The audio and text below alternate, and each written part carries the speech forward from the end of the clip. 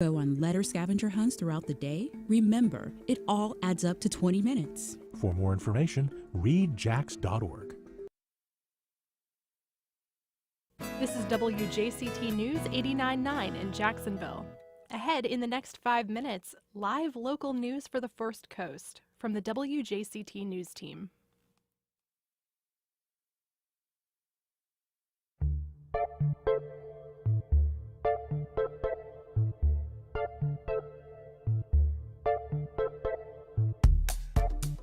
Good morning, I'm Ann Schindler, and on today's First Coast Connect, preventing a housing crisis before it happens. We're joined by two legal experts who answer your questions about the challenges facing homeowners and renters alike.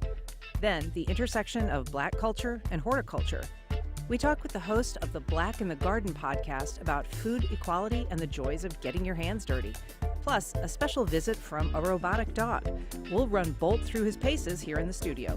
You can join our conversation live on air by calling us at 904-549-2937. You can also email firstcoastconnect at wjct.org or reach out via Facebook, Instagram, or X. It's all ahead this hour after the day's news.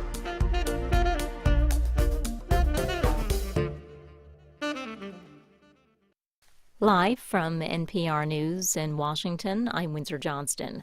Testimony in former President Donald Trump's criminal hush money trial appears to be coming to a close. Defense witness Robert Costello is expected to be back on the stand at this hour. Trump attorneys are hoping his testimony will undermine that of one-time Trump lawyer Michael Cohen, who says he made payments to an adult film star on Trump's behalf. NPR's Jimena Bustillo reports Costello got into a heated exchange with the judge in the case during testimony on Monday. Costello testified to speaking with Cohen after the FBI raided Cohen's home and said that Cohen told him he made payments to Daniel, quote, on his own. Cohen has testified those payments came at Trump's direction. When questioned by prosecutors, Costello testified that he believed, quote, Cohen was putting on quite a show and denied wanting to take Cohen on as a client for personal gain. Towards the end of the day, Costello rolled his eyes at several sustained objections in favor of prosecutors and said, quote, geez, audibly. At this point, Judge Juan Merchan sharply told Costello he lacked decorum. Jimena Bustillo, NPR News, New York. Senate Democrats are reviving bipartisan legislation that aims to strengthen security measures at the southern border. NPR's Claudia Grisales reports Republicans are once again expected to vote against it. The border legislation was crafted by a bipartisan group earlier this year, but Republicans quickly revolted. Now, Senate Majority Leader Chuck Schumer wants to put GOP members on record. All those who say we need to act on the border will get a chance this week to show they're serious about fixing the border. Republican Senator James Lankford, one of the original authors of the bill, slammed Schumer's plan, saying it's an effort to, quote, poke Republicans in the eye.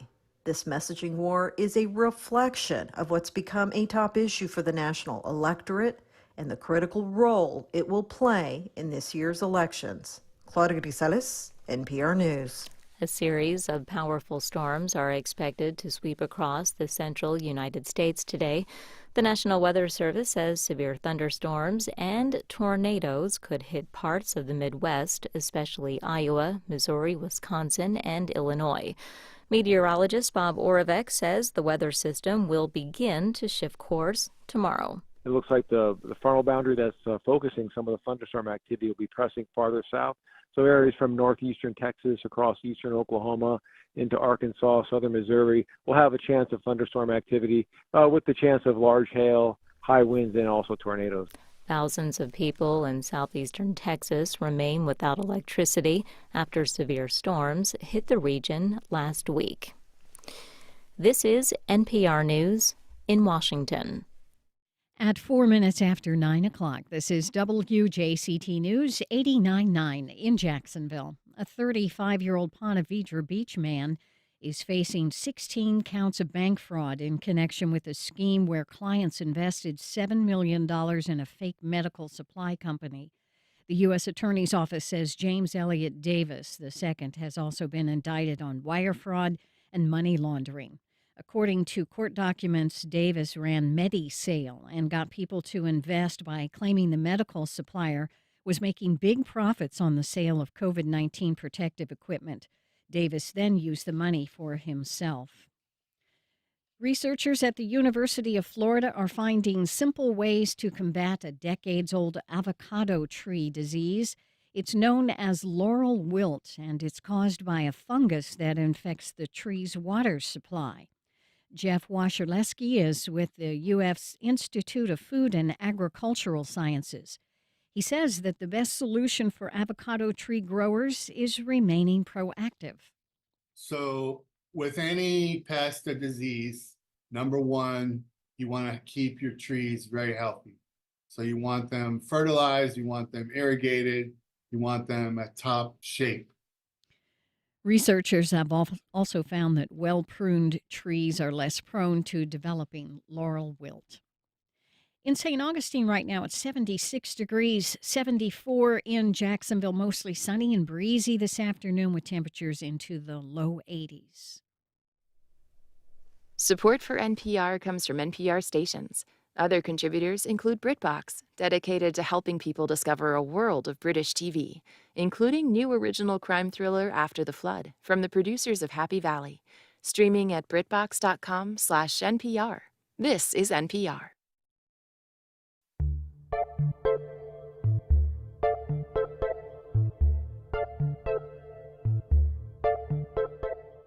Support for First Coast Connect is provided in part by Baptist Health. Good morning. I'm Ann Schindler, and this is First Coast Connect. Today, in a housing market defined by soaring rents and an increase in foreclosures, we speak to two legal experts about how to anticipate and avoid a personal housing crisis. Later in the program, a Black podcaster talks about food equality and the joys of getting your hands dirty. But first, finding an affordable place to live is sometimes half the battle. A range of pitfalls can send people on a path to foreclosure or even eviction. But there are strategies to help, and to talk about them and the legal help that is available to people, I'm joined by Kevin Rabin, Litigation Director for Three Rivers Legal Services. Hey, Kevin. Hi. Great to be on. And Casey Wagner, President of the agency's Board of Directors. Hey, Casey. Hi. So, Kevin, you provide free or reduced legal help to people facing all kinds of housing issues. What are some of the top challenges that you see happening today?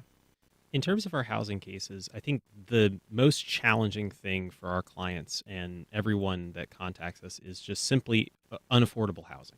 It's a really hard time out there for most of our clients to afford rent, increased home ownership costs, whether that be just mortgage costs, the cost of interest on every new mortgage originated in the last few years, or just the home insurance crisis and the increase in property taxes that many people across our area are experiencing. Do you see issues affecting homeowners or renters more frequently? Renters much more frequently. Our client base is a wide range of low-income Floridians in North Central Florida. So homeowners are a little bit less of the clients that we see, but we've seen a marked increase in homeownership problems over the last year or so, at the same time that we've seen the rental housing crisis begin to ebb to a small degree. So some of this started during the financial crisis, Casey, and it's continued since then. Explain to us why the roots of some of what we're seeing today in the housing market, and particularly Florida's housing market, date that far back. Well, I think that you've got the perfect storm, and you've got rising interest rates, and decrease in supply. And also, one thing that we're seeing more and more is that people are holding on to their homes much longer. So you're not seeing the aging out of the family home that you used to see maybe 30 years ago. So older folks are staying in their homes longer, and then up-and-comer starter home folks don't have any homes to buy. So that's one issue. And then you also have the takeover, basically, of the rental housing market by investors. So you no longer have where a majority of people who are renting out homes, the majority of landlords are individuals or families who have invested in a second property, or maybe that was their starter home. And then when they moved up to a bigger home, they're renting it out. That used to be the normal model for renting. But in 2008 and since, you've seen a much much, much, much more investment in private equity into the rental market. So now you have these big private corporations who are made up of investors from all over really the world. And those are people who are making decisions about how much the rent is, whether or not somebody can be a week late on their payment, and things like that. So how did we get to that point, Kevin? How did we get to the point that so many properties have been purchased by large, conglomerates as opposed to individuals? I think the easiest way to kind of visualize it is remembering back in the financial crisis, just how many homeowners went into foreclosure, especially in Florida. We were the vanguard of the foreclosure crisis. So many homes that were underwater. What happened to a lot of those homes after the foreclosure occurred is they sat what we call real estate owned properties, right? Owned by the banks that had lent the money because they couldn't sell them. They were, these incredibly over leveraged debt properties. What eventually happened is they began liquidating those, and they sold them for, in many cases, pennies on the dollar, or the investments on them for pennies on the dollar to institutional investors who were happy to just gobble up what they considered a relatively cheap deal. And as we hit the pandemic, interest rates bottomed out. Those investors could get a lot more cash flow in to acquire a lot of those properties at the same time that real estate prices started to skyrocket. And you see pretty quickly what happens. These investors were able to gobble up this portfolio of single-family homes, especially in communities like Jacksonville. And now that they are the owners, they're able to capitalize on that market, whether now selling them for incredible profit or, as we've seen much more frequently, renting them at a higher value proposition than they would have certainly 10, 15 years ago. You talk about homes being sold pennies on the dollar to the interests that owned them. Was there ever any opportunity for people who were being forced out of those homes, who were being foreclosed on, to acquire those homes at that kind of a rate as opposed to, what they originally paid for the house? Absolutely not. That's one of the biggest, difficulties of how we solved the housing crisis in large part was trying to prevent the same actors who lent these, massive loans relatively irresponsibly. They were the ones that got the financial assistance to prevent the complete fallout of the economy. The homeowners weren't given that. And as a result, many of them exited home ownership, entered the rental market. And for a time, rental prices were affordable, right? Because, interest was relatively low. There was a lot of caution in the market and an available supply. But at the same time, then you stopped seeing new builds, right? There was a constraint because, at least then, a lot of caution about what to do with money in the market. And that just led to fewer and fewer opportunities, especially once this boom really hit in earnest I think it really started in 2019, but the pandemic accelerated it once the interest rates dropped in that 3-month interval, right when kind of everything shut down.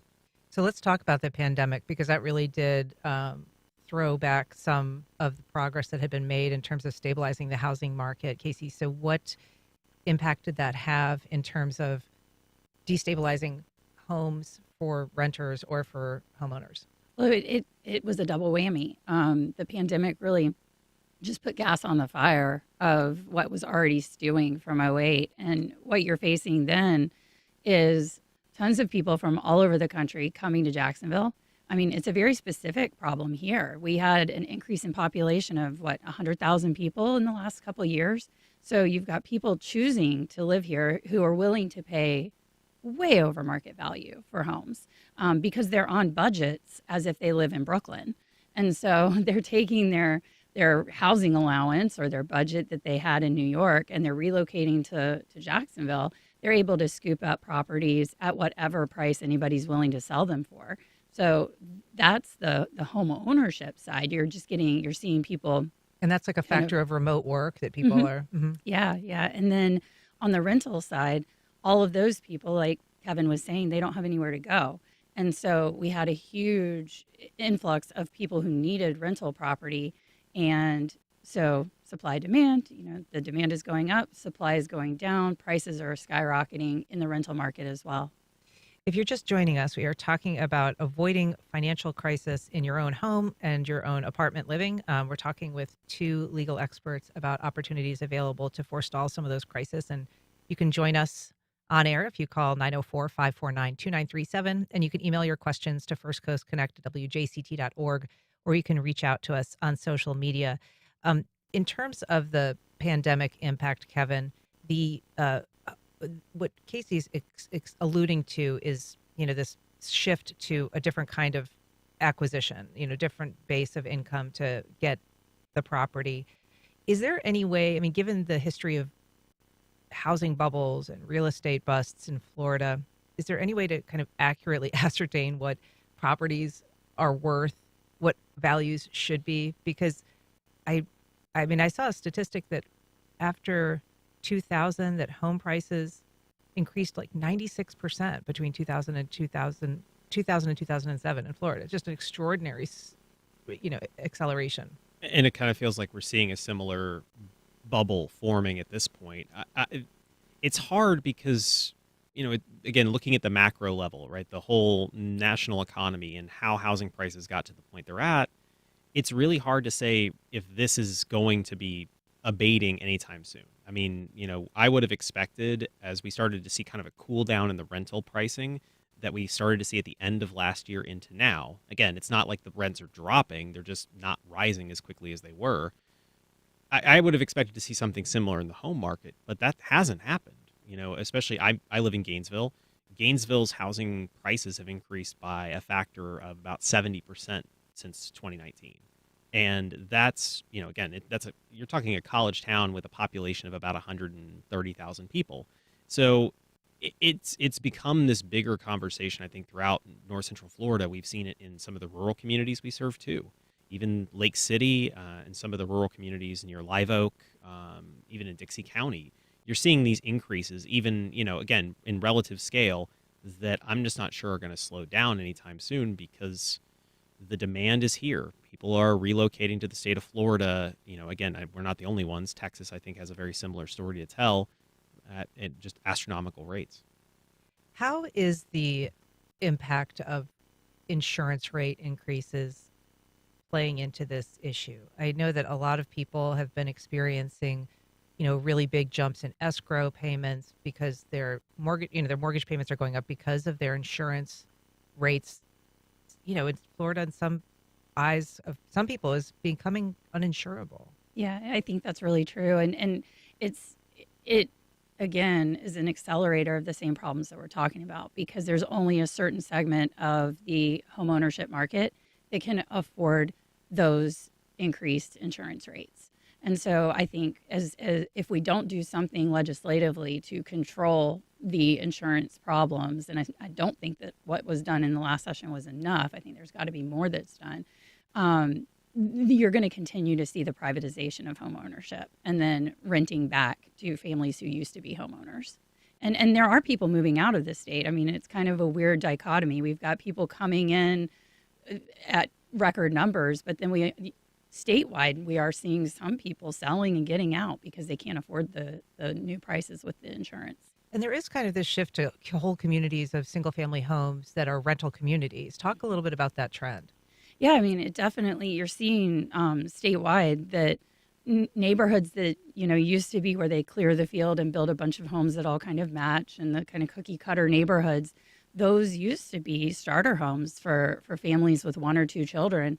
And now those whole communities are going in the direction of being, owned by an investment group and rented back to those same families that used to be homeowners. And explain to us why that option is not just available, but in some cases unavoidable for families, Kevin.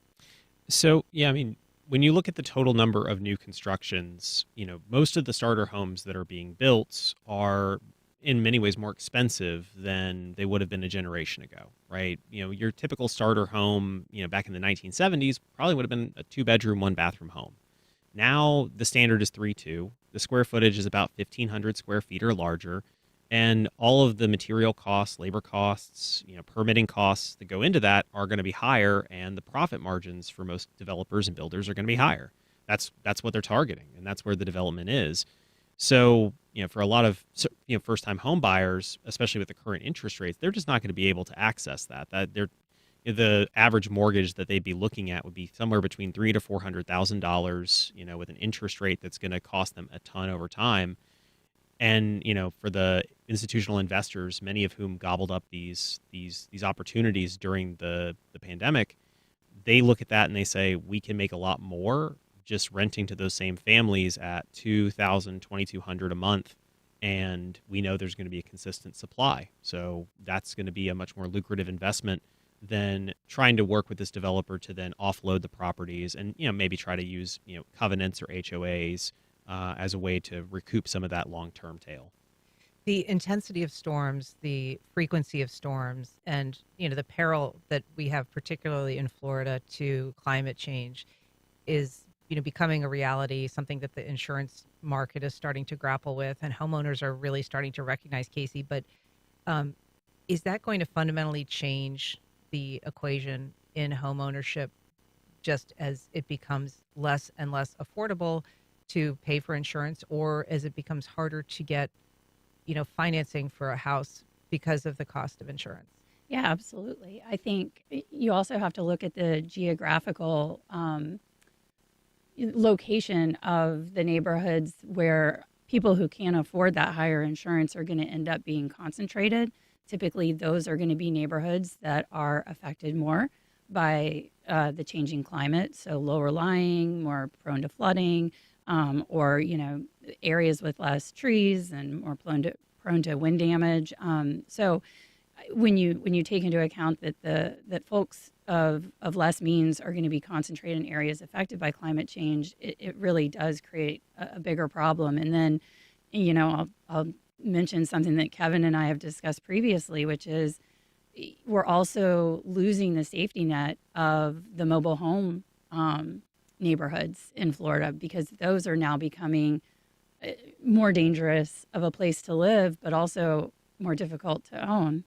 I think Kevin can speak to that more than me even. Yeah, I mean, the model also for a mobile home has changed in terms of, it's what it looks like, the amenities it offers. So it is a different model than it was 30 years ago.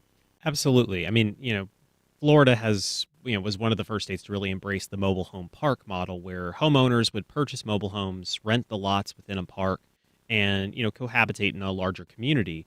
There's been a lot of, historical issues with that, but ultimately what we started to see during the pandemic was this new accelerant of acquisition of mobile home parks by these same private equity investment firms that were purchasing for $2-3 million and immediately pricing out all of the families who lived in this kind of naturally occurring form of affordable housing. Again, and you consider also the increase in insurance costs, and you start to see this perfect storm that is decimating mobile home park ownership and converting it into a much more lucrative form of mobile home park rent, where the mobile homes are not owned by individual homeowners any longer, but are owned by the park itself and are rented at relatively similar rates that you would see single-family home rentals. And we've definitely noticed across, North Central Florida that has been a huge, very quiet method of displacement of existing homeowners. And what happens to people who are being displaced? I mean, we talk about mobile homes, but in many cases, these things have been parked for years and years, and they really aren't mobile. They certainly aren't street worthy. Yeah, and the cost to move even a relatively newly purchased or newly built mobile home is going to cost between $8,000 to $15,000 to begin with. So whether the mobile home can even be moved is a question. The cost is substantial, and for many of the low-income homeowners who live in parks, it's just unaffordable per se. Beyond that, the parks aren't being required to pay for this acquisition if the park is basically forcing these folks out through rent increases. Or through non-renewals or other forms, some of which are legal, some of which are not. But you've seen a lot of efforts to displace the homeowners, and they in many ways lose the home in the process. Sometimes, if they're lucky, if the park is just closing, they can try to apply for some funding through the state of Florida's relocation fund. But in my experience, helping clients in those cases, it's been rare to get that funding. And when they've gotten it, it's been insufficient to actually assist them as far as they would need it to. And so in some cases, these people are leaving behind the homes that they own, and the landlord is inheriting them, able to renovate them, rent them out again, because these people have been priced out by increasing rents. Exactly. And then they're forced to go look for something else that will work. We have an email from Jim in Riverside. He said, can you please ask your guests about the specific work they do to help renters facing evictions and how they are funded? Certainly. We are funded by a number of different sources at the organization I work for, Three Rivers Legal Services. Our primary funding comes from the federal government, and it requires that we serve a certain concentration of low-income households that fall below a certain income level. That income level gets very technical, but it's generally designed to help us focus on the most needy and most at-risk populations that are at risk of eviction, domestic violence, and other issues that we serve them with. We take a lot of eviction cases for full representation. We defend them in court. We a lot of times will file counterclaims or affirmative suits against landlords for malfeasance that they commit. We try to serve clients with any number of issues, including some systemic ones when we come across them. Like? Mobile home parks are a pretty common one. We have sometimes seen, like as I mentioned before, illegal rent increases. Mobile home parks are one of the few places in rental housing where there is actually a statutory requirement of how rent increases are to occur. There is a cap of sorts that exists. And we've seen parks disregard that, especially from equity investors who aren't familiar with Florida's legislative requirements. We've also seen what I'll call fake park closures, where they'll allege that they're closing the park. They're not closing the park. They're just trying to force the existing homeowners out in order to bring in new, more lucrative, new construction mobile homes that they'll rent out instead. And you talk about a cap for increases in mobile home parks, but there is no such cap in rent, generally speaking. Is that right? Yes, and this is something that a lot of private tenants who live in single-family homes, apartments, duplexes, condominiums will contact us about and say, I thought that there was some state law that said they can only increase my rent by so much. Outside of some very rare federally subsidized housing programs, that's not the case. And as much as I wish there was at least some measure of trying to provide a cap, state law doesn't provide for one. And given an act in the legislative session a little over a year ago, no local municipality can try to enact a cap themselves either. Jim in his email had asked about the work that you do on evictions. How effective is litigating an eviction? So, when you get involved, and I think this is the hard thing, is most evictions, I think broadly, are resolved without attorneys representing a tenant. That's just 90% or more. The tenant will never have representation. And most of those cases are going to be won by the landlord, some by default because the tenant doesn't file a response, doesn't deposit rent to the court registry, which is one of the requirements in cases. But when we get involved in cases where we see good legal issues to assist clients, our success rate is very substantial. And it comes in several forms. Sometimes we'll win the eviction case outright, preventing any displacement of the home residents or, anyone in their family. Other times, we are going to end up brokering some agreement with the landlord, one that maybe should have been suggested by the landlord to start with, but usually, and I would say the vast majority of our cases are going to resolve with some resolution, some settlement between the parties that puts them in a position that improves both of their interests. Maybe sometimes the tenant will have to move.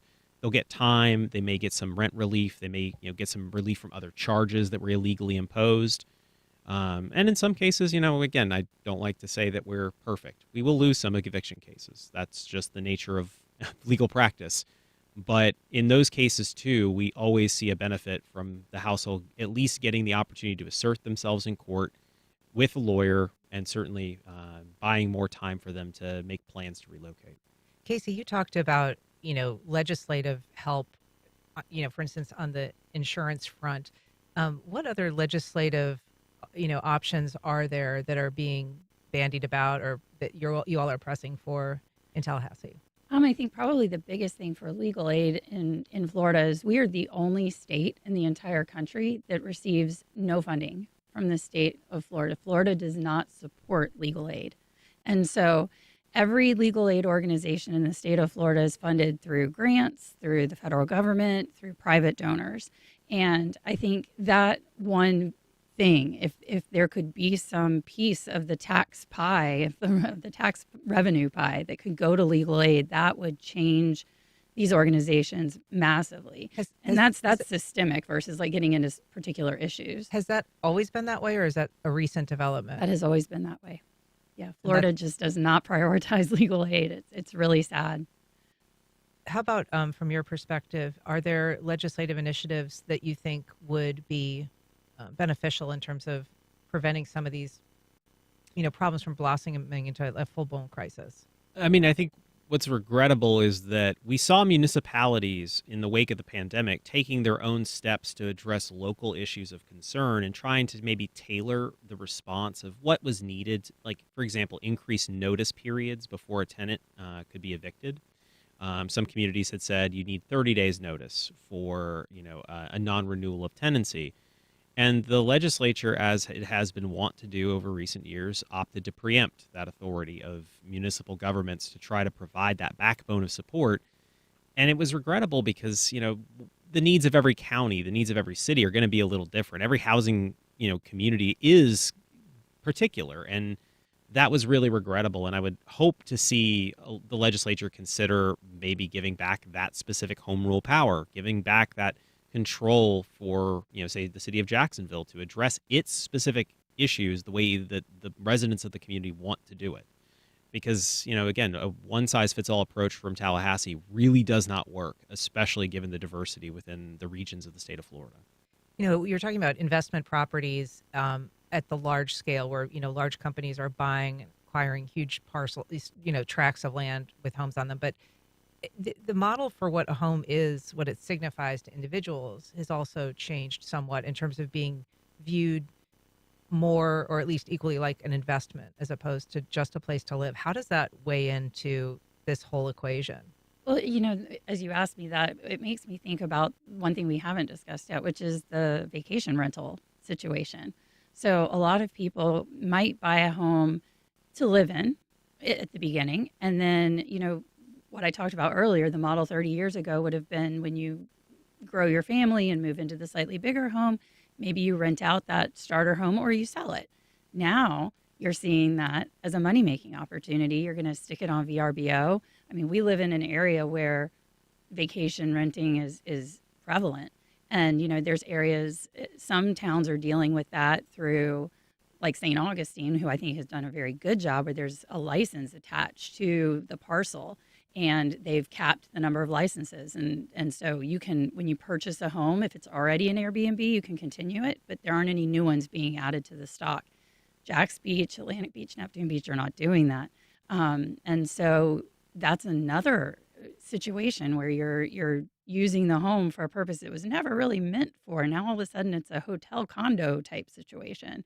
And that, again, is just pushing more and more people into a tighter and tighter rental market.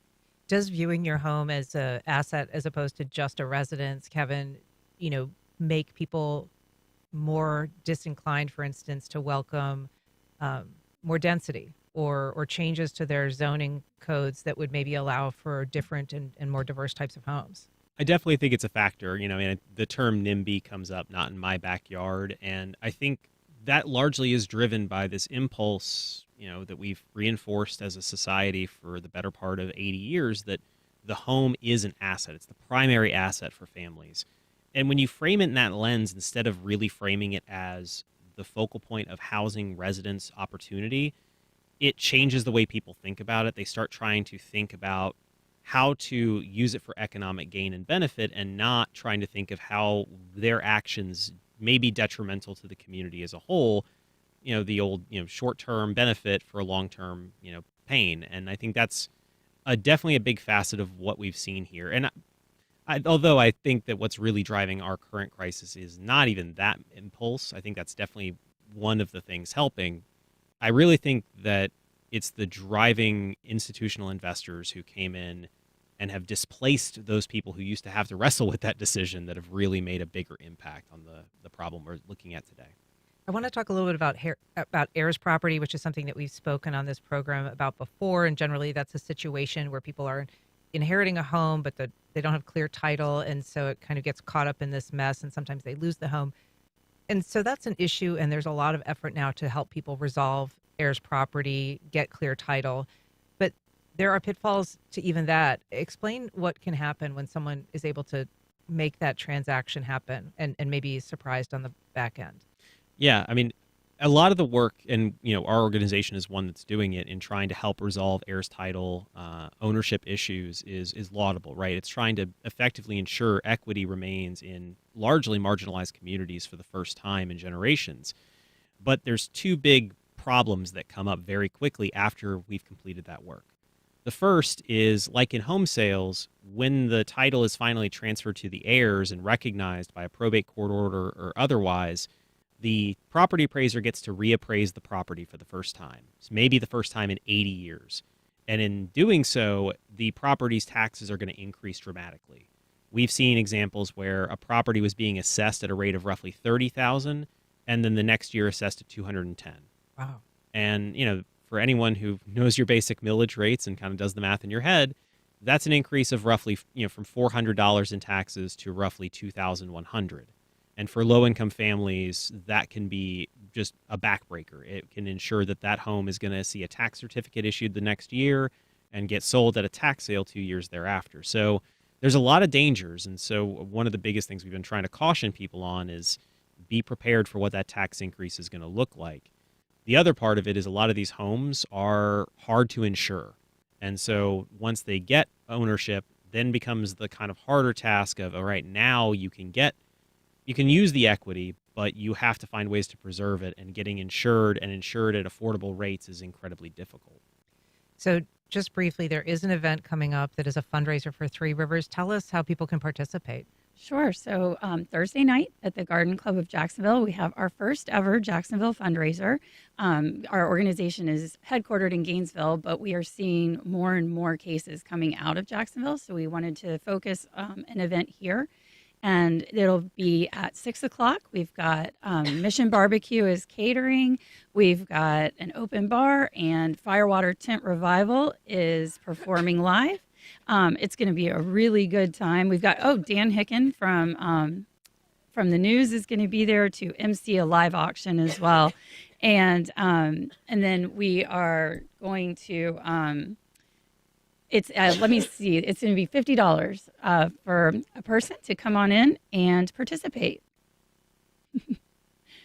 Sorry, Ann. I know you've got a little tickle. Thank you guys so much for being on. We appreciate it. Good luck with the fundraiser Thursday. Thank you so much. All right, we'll be right back. Works to cultivate inclusive horticultural spaces. Here to tell us about her mission and the relaunch of her podcast, Black in the Garden, is Colaby Talkin. Good morning. Good morning. Thank you for having me. You're a podcaster. You're going to have to pick up for my voice is cracking out. I got you. Yes. You're from gardening. You're from Jacksonville. And I want to know how you kind of got into gardening. Sure. So me getting into gardening, I actually got into gardening living in Jacksonville. I am one who was raised in Jacksonville, but not born in Jacksonville. Okay. And so, went to elementary, middle school, all the way up into UNF here, and then went to be a trucker and back and forth to Jacksonville. So my origins kind of revolve around that. But at one point, coming back to Jacksonville as an adult, I'm staying on the north side and I'm just trying to figure out some things in life. And I got into plants because I figured after taking a very natural journey with like having my hair be natural, having a natural childbirth and a home birth, actually, I was trying to find ways to live as naturally as possible. And gardening really aligned with that because I was trying to determine how can I get the most hyper-local food for myself and my family to keep, the chemicals out and things like that.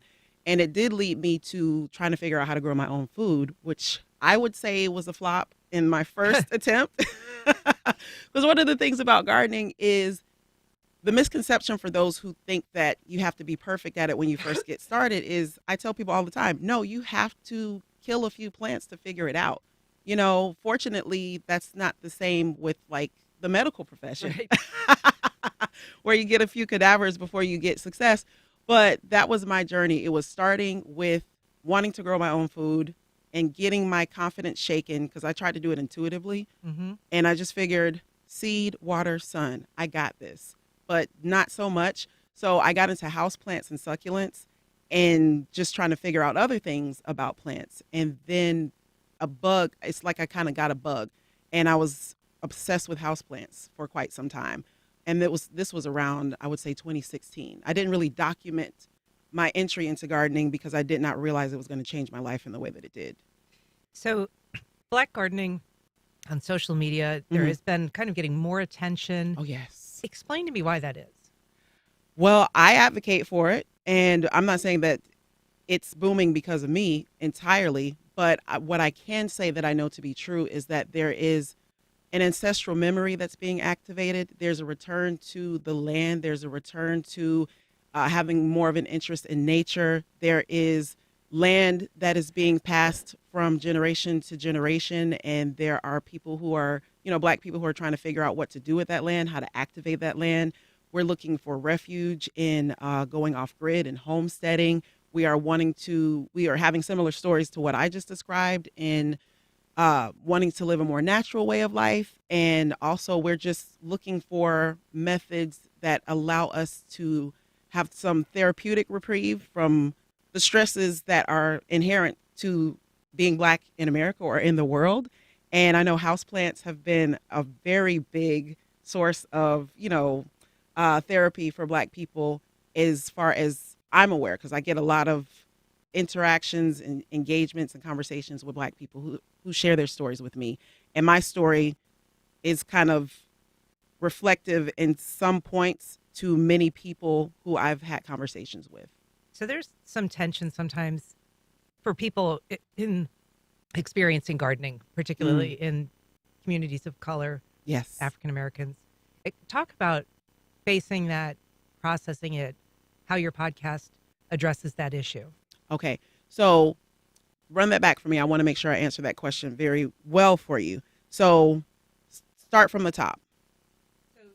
Historically, there has been exploitation of Black people, yes, enslaved people, and working the land. And yes, so there is sometimes, I think, a reckoning that has to happen for people to embrace that agricultural, I side. see what you mean. Okay, thank you for reiterating that for me. So I call slavery involuntary gardening. And that obviously was forced upon Black people at that time. And so generationally, in consideration of what we were going to do as far as what our source of livelihood, income, or work would be, we strayed away from that because of the trauma that was associated with it. Like that labor was literally backbreaking and just unrelenting. And so having those kind of connections took us a few generations out of it. Not every single family, obviously, but many families, that was an effect that was very real. But there are plenty of Black people who never left it.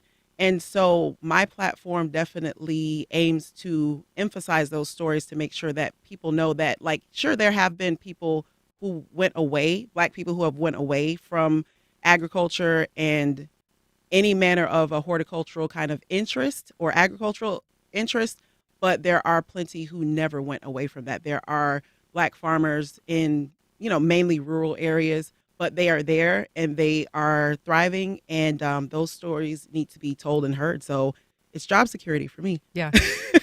If you're just joining us, we're talking to the creator of the Black in the Garden podcast, focuses on the intersection of race and horticulture. And we welcome your questions or comments. You can reach us on air at 904-549-2937. You can also email firstcoastconnect@wjct.org or reach out on social media. You dig into so many stories on your podcast. You have done stories about the secret gardens, the history of secret gardens that were planted by Black people during times of enslavement. Also witness trees, which I think is just a fascinating topic. Tell us a little bit about what witness trees are. Witness trees. Actually, that was a talk that I gave for it was for an arboretum. It was for the Morton Arboretum. I was about to say Arnold. Shout out to Arnold, but it was for Morton Arboretum. I had to think about the salt.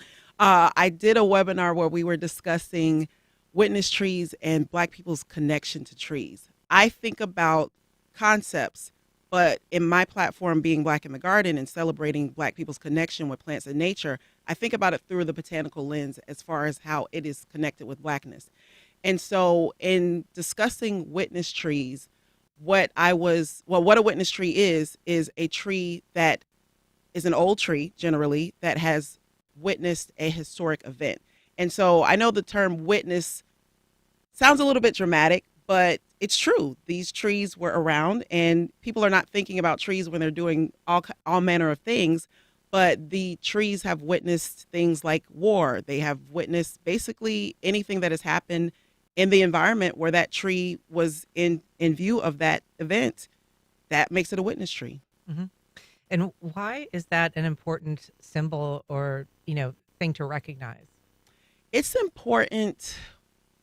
The context that I was coming from when I was considering putting that webinar together, one of the first things that I thought about was lynchings, unfortunately, because, I hate to go dark. I hate to be morbid. It's early in the morning. But what I thought about was how that connection to trees and trees, those witness trees being the witnesses to those types of heinous acts, I was thinking about how these are things that we need to put into the forefront so that we have a better understanding of why Black people have a lot of different triggers when it comes to different elements of nature that we may not feel connected with. And so by putting it out there and just being very explicit about what some of those issues are and what some of those triggers can be is a good way for us to get past that. So your podcast is relaunching. One thing that I think is really interesting is you refer to your listeners as soil cousins. Yes. Tell us about that relationship you have with them. So they're soil cousins. That terminology is important to me because I am very big on inclusivity. And I would come in at the beginning of the podcast in the first few years and months of me doing it, or the first few months, and I would say, hey, everybody, hey, guys, gals, and, however else you identify. But I hated that. I don't like for anybody to feel othered. So I said, what is the unit? Soil cousins. The soil is what connects us. And so that connection is very important to me because I started from literal scratch, ground zero, had no listeners. Nobody knew who I was. I'm nobody's industry plant by any means. That is a funny double entendre, possibly. Yeah, right. So we'll do something with that later.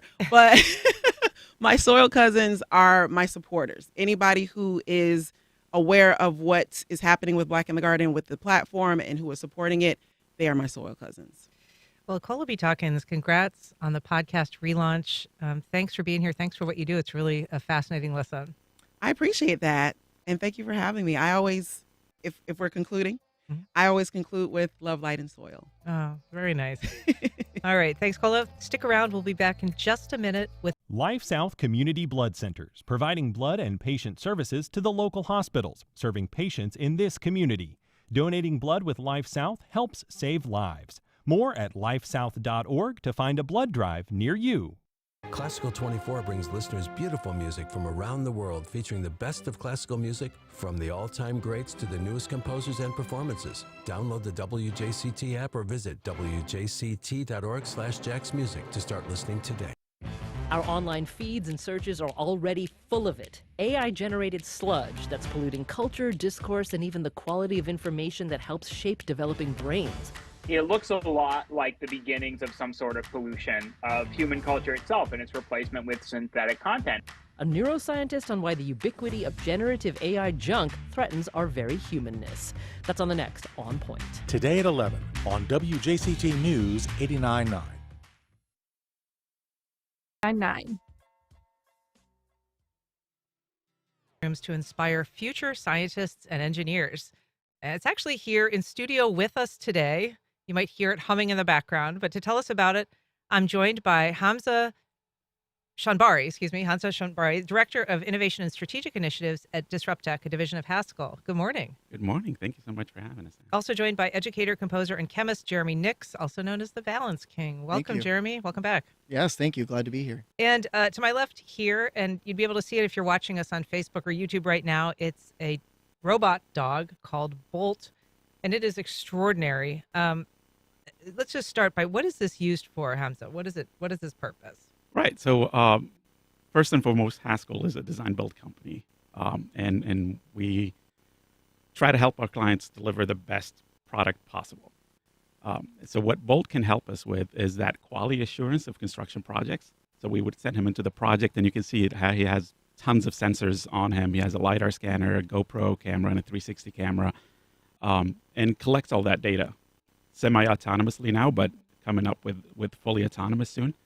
we would take all that data and in the back end kind of process it to see, are we on schedule? Are we on track? Are we installing things correctly in the right place? Kind of like our quality assurance metrics, so to say. And you've used it, I saw, to surveil places, for instance, to make sure that, all is clear inside Everbank Stadium. Yes, that was one of our big use cases for the Everbank Stadium, because they were looking at renovation, but the records that they had were dated, so they wanted like a more updated as-built drawings and 3D model. So we used Bolt and in collaboration with the drone and the VDC World, where they got the laser scanners, and we put all that together. So, Jeremy, how does this translate into like a classroom curriculum? I mean, you've kind of developed a STEAM curriculum around Bolt. right. How do you do it? And I mean, you're a musician, right? Yeah. So actually, it's been kind of a lifetime expedition to get to this point. I'm a classically trained pianist, a composer, musician, but also I was a research scientist doing protein biochemistry at Mayo Clinic for a decade, and mostly in Alzheimer's research. And so when my creative and business partners, H. Johnson and I, began to craft our multi-tiered agency, which really encompasses a plethora of projects across the spectrum of professional endeavors, it made sense to synthesize these different disciplines and create this program. And so one of the driving goals is to help students understand that you can look at a different phenomenon from different perspectives, right? Like, so you can look at a planet and you can take the sound of the electromagnetic radiation of that planet and you can listen to it as a sound, and you can also compose music. And so we try to encourage students to have this kind of foundational framework for everything they approach in life. So we want to expose them to as many different technologies and creative modalities as possible. So how does the dog come into it? Yeah, so the dog itself, right, it's utilizing, for instance, laser technology. Laser is a form of electromagnetic radiation. It's a wave, it's a vibration. So we can also listen to that as a sound. We can think of that as a sound. So we draw inspiration from the technical, from the world, and also from our inner realities. But he's also fun. He is fun. Yeah. So can you give us a demonstration of some kind? Can you make Bolt move a little bit here in studio? And Yeah. So this is his kind of just walking around, and we have a little dance, if you don't mind. let's.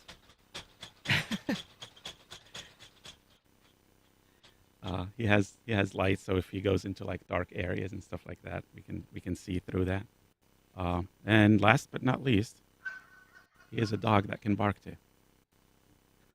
That's terrific. I'm not going to lie; it's a little creepy. Do kids get freaked out when they encounter? Actually, this? not. Like we took him to a couple of like schools in the Duval County. They had the STEM program that come to the Jumbo Shrimp Stadium, and they get super excited. Yeah. They see it. One of the things that really kind of threw me off is like the younger the kids, the more they act like he's a real dog. Like they try to pet him and talk to him and stuff.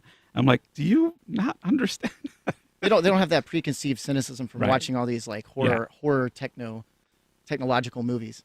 So how fun is it for you to present this to class? Do you come in kind of like how you came into the studio, marching in and introducing Bolt? Always the entrance is the fun part. Yeah. I love seeing the reaction. So we actually, when we stood him up in the stadium, it was like behind a wall, but you can see the kids walking in, and there was like hundreds of them. And the first time they see it, it's like, wow, that's the exciting part.